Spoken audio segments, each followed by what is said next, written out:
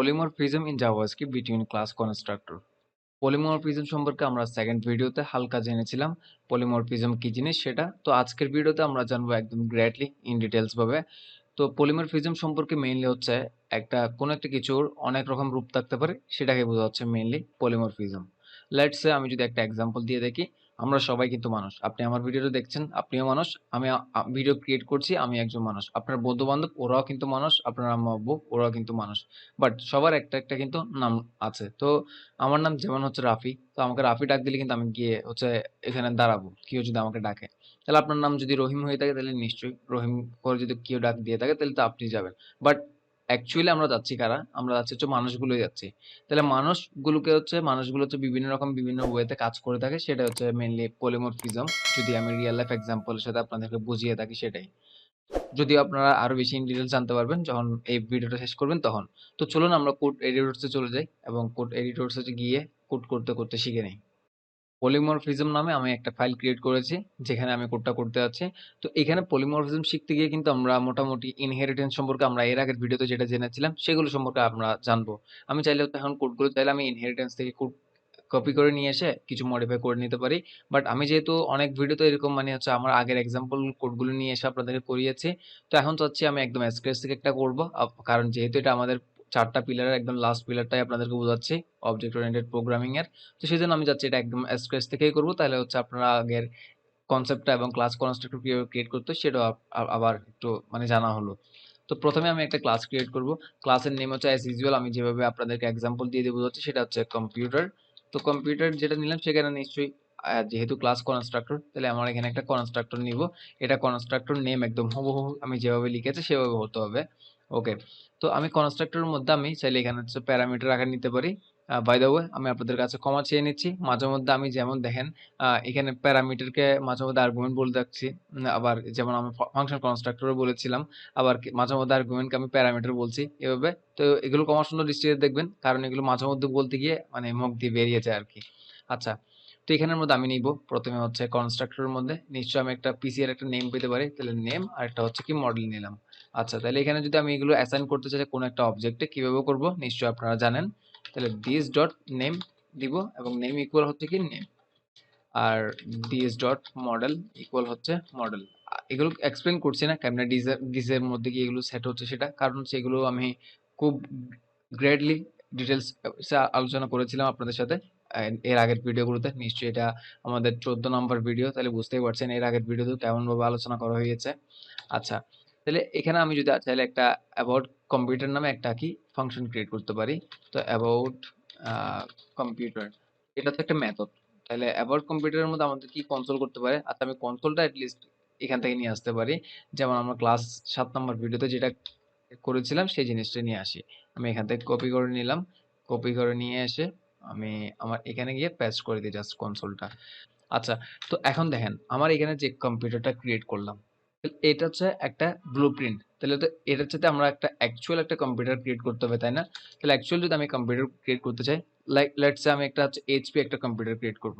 তাহলে সেজন্য আমি কি করতে হবে? ক্লাস হচ্ছে এইচপি, এইচপি এর এইচ বড় হতে হবে, কারণ তো ক্লাসের মধ্যে কিভাবে কি করতে সেটা আমি আপনাদেরকে বলেছিলাম। তাহলে এটা এক্সটেন্ড করবো কোথা থেকে? এখানে নিশ্চয়ই আমি এইচপিটা একদম এটার মতো হো হো এভাবে লিখে লিখে যাব না, কারণ আমার এইচপিতে কিছু জিনিস এটার মতো থাকবে মানে কম্পিউটারের মতো।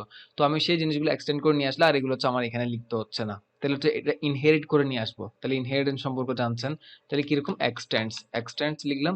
তাহলে এটা অফকোর্স এক্সটেন্ডস এ লিখতে হবে আমি যেভাবে লিখছি সেরকম। তাহলে কি জিনিসটা আমি এক্সটেন্ড করে নিয়ে আসবো? তাহলে হচ্ছে এখানে কম্পিউটার যেটা আছে সেটা।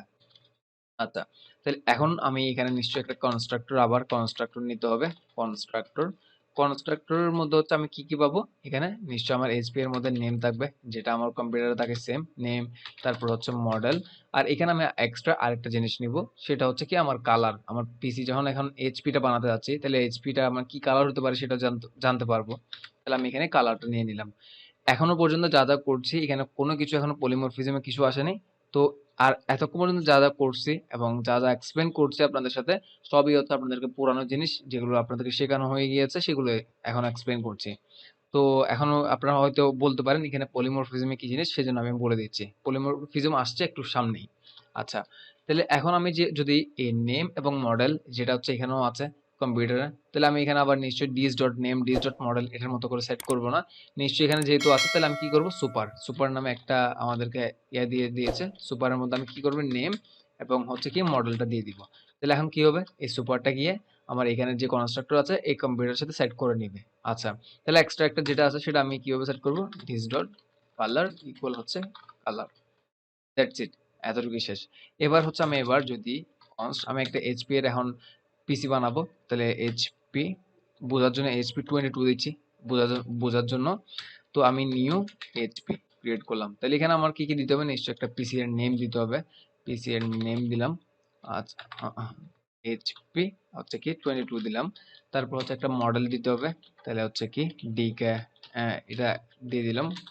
তারপর হচ্ছে একটা কালার দিব, এটা হচ্ছে আমি ব্ল্যাক কালারের বানাচ্ছি। অফকোর্স এই ব্ল্যাকটা এখন কোনো কিছু এখন ভ্যালু ক্রিয়েট করবে না, তাও দিয়ে রাখলাম। তাহলে আমি যদি এইচপি 22 যেটা আছে সেটা যদি আমি অ্যাবাউট কম্পিউটারটা কেমনে পাবো, কারণ হচ্ছে আমি যেহেতু এক্সটেন্ড করে নিয়ে আসছি কম্পিউটার থেকে যা যা আছে সব, তাহলে নিশ্চয়ই এখানে যে মেথডটা আছে সেই মেথডটা এখন আমার এইচপি এর মধ্যে আমি অ্যাক্সেস পাবো, যেটা আমি আপনাদেরকে প্রোটোটাইপিক্যাল চেইনিং এর মধ্যে এবং আমার ইনহেরিটেন্সের যে ভিডিওটা ছিল সেখানে আরো ভালোভাবে এক্সপ্লেন করেছি। যেহেতু আমরা এক্সটেন্ড দিয়ে দিলাম, তাহলে এক্সটেন্ড মানে হচ্ছে কি পিসি থেকে যা যা থাকবে সবকিছু এক্সটেন্ড করে নিয়ে আসছে, তাহলে আমার অ্যাবাউট কম্পিউটারটা এখানে চলে আসবে। তাহলে অ্যাবাউট কম্পিউটারটা যদি এখন যদি আমি কল করে দেখি, একটু সেভ করি, আপনারা দেখতে পারবেন দিস কম্পিউটার নেম ইজ হচ্ছে এইচপি, যেটা আমি নেম দিলাম সেটা, আর মডেল নেমটাও এখানে দেখাচ্ছে। আচ্ছা, এইবার হচ্ছে এখন আমি আপনাদের সাথে আলোচনা করব হচ্ছে কি নিয়ে, পলিমরফিজম।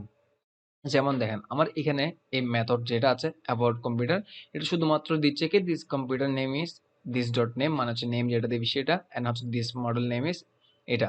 ওকে, এখন আমি চাচ্ছি এখানে আমি একটা কালার পাচ্ছি, কালারটা তো ইউজ করা হয়নি, আর এইচপি যেহেতু আমি বানাচ্ছি তাহলে এইচপি এর কালারটা আমি জানতে চাচ্ছি। তাহলে আমি অ্যাবাউট কম্পিউটার যেটা আছে এটাকে আমি কি করব, একটু মডিফাই করব। মডিফাই মিনস হচ্ছে এটাকে আমি অন্যভাবে ওভাররাইট করব। এটাই হচ্ছে পলিমরফিজমের কাজ, মানে হচ্ছে ও এক এক জায়গায় এক এক রকমের কাজ করে দেখে। লাইক হচ্ছে আমি যদি এটা যদি জাস্ট কপি করে নিয়ে আসি, এখানে কপি করে আনলাম আর এখানে দিলাম, ওভাররাইট করতে হচ্ছে সেজন্য আমি এখানে লিখছি, আর যদি ওভাররাইট করতে না হয় তাহলে তো এখান থেকে পেয়ে যাচ্ছে, তাই না? এখন আমি ওভাররাইট করে এখানে লিখবো, এখানে কি দিস কম্পিউটার নেম ইজ এটা এন্ড দ্য মডেল ইজ এটা, এন্ড আবার এন্ড দিব। আচ্ছা, এখানে আবার এন্ড, এখানেও এন্ড, সমস্যা নেই। আচ্ছা, এগুলো লিখি, এন্ড হচ্ছে কি দিব, এন্ড দ্য কালার ইজ হচ্ছে কি, আমি দিস ডট কালার দিব।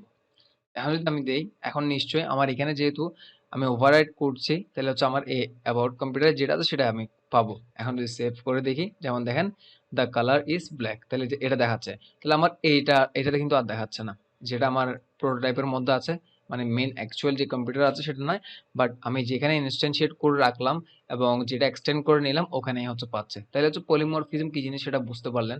লাইক হচ্ছে আমি আবার যদি একটু এক্সপ্লেন করি, এখানে হচ্ছে আমার অ্যাবাউট কম্পিউটারটা একরকম কাজ করছে, যেটা আমি এটা ক্রিয়েট করার আগে যখন আমি, আচ্ছা এটা আবার কমেন্ট আউট করি, এটা ক্রিয়েট করার আগে যেমন দেখেন এখন যদি রান করি শুধুমাত্র মডেল মানে হচ্ছে আগেরটাই হচ্ছে এখান থেকে দিচ্ছে এই কনসোলটা।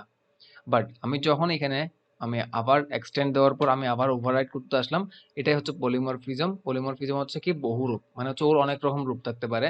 একটা হচ্ছে রূপ হচ্ছে এটা, আর একটা রূপ হচ্ছে ওর এটা। ওর আরো অনেক রূপ থাকতে পারে, অন্য একটা পিসি ক্রিয়েট করতে গেলেন ওখানের মধ্যে হচ্ছে অন্যরকম রূপ দেখাইতে পারে। তাহলে এটাই হচ্ছে বহুরূপের কাজ, সেটা সেজন্য হচ্ছে এটাকে বলা হচ্ছে মানে পলিমরফিজম। আর এটা যদি আমি কমেন্ট আউট করে যখন সেভ করি, নিশ্চয়ই আমার কালারটা সহ দেখাচ্ছে।